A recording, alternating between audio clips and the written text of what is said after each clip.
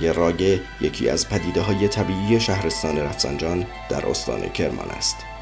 دلیل پیدایش دره عبور رودخانه گیودری و سیلاب‌های منطقه در طول هزاران سال و فرسایش خاک ناشی از آن است. مخروط‌های نوک‌تیز و کله‌قندی، ستون‌ها و ستونک‌های فرسایشی، آرک‌ها و تیغه‌ها و دیواره‌های نواری از جمله بخش‌هایی هستند که در این دره مشاهده می‌شوند. دره راگه در کویر اطراف شهر رفسنجان به طول حدود 20 کیلومتر و عمق 70 متر است که با عرضی حدود 180 متر منظره‌ای فوق‌العاده زیبا را به وجود آورده است. نکته جالب توجه جاری بودن رودخانه دائمی گیودری در عمق این دره است و بر اساس نظر کارشناسان دره به دلیل فرسایش‌های آبرفتی شکل گرفته است و به دلیل ادامه فرسایش اشکال برخی قسمت‌های دره نیز در حال تغییر است. استان کرمان را می‌توان از جمله متنوع‌ترین استان‌های کشور در بحث طبیعت‌گردی دانست که در اقلیم‌ها و شرایط مختلف آب و هوایی مناظری بدیع و بی‌نظیر را در خود جای داده است.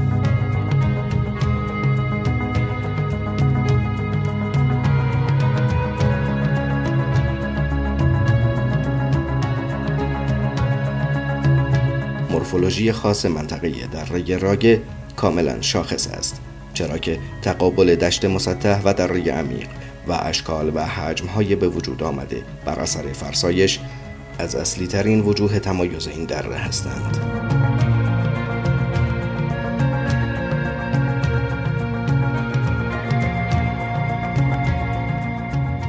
در گوشه و کنار ستونها و کنگره‌ها با اشکال متنوع و جالبی به چشم می‌خورند و بین آنها راه‌های تنگ و باریک و گاهی پهن و وسیع وجود دارد.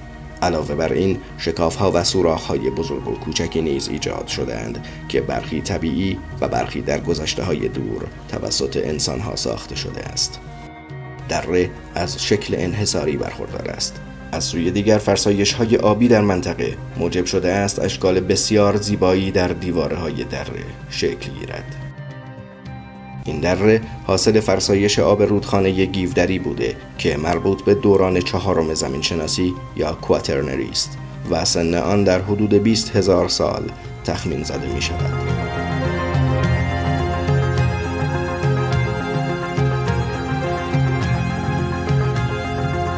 نکته قابل توجه در خصوص این منطقه بکر طبیعی وجود حیات وحش منحصر به فرد در منطقه است که مأمنی است برای پرندگانی همچون دراج، کبک و عقاب.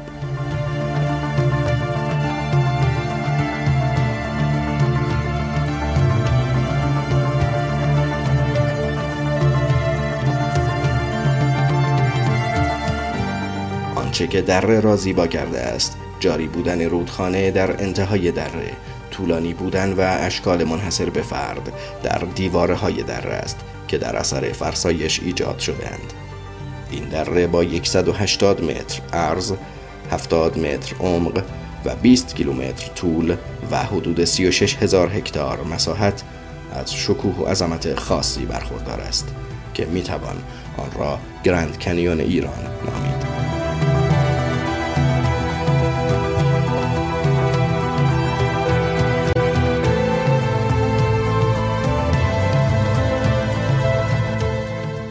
دره راگه در شمال غربی استان کرمان و در جنوب شرقی شهرستان رفسنجان در مسیر گردشگری دو جاذبه اکوتوریستی استان یعنی روستای تاریخی میمند و کلودهای شهداد قرار گرفته است.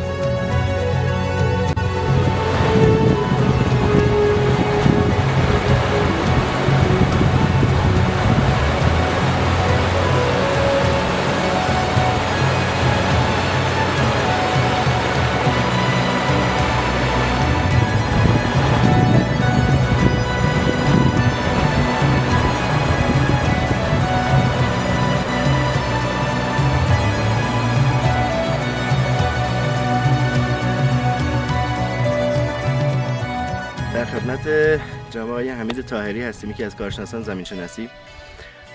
میخوام خواهش کنم که در مورد دره راگه، مورفولوژی دره راگه و این پدیده‌ای که ما در اینجا داریم یه مقدار توضیح لطف کنند و اینکه ما از نظر موقعیت جغرافیایی دقیقاً کجا هستیم؟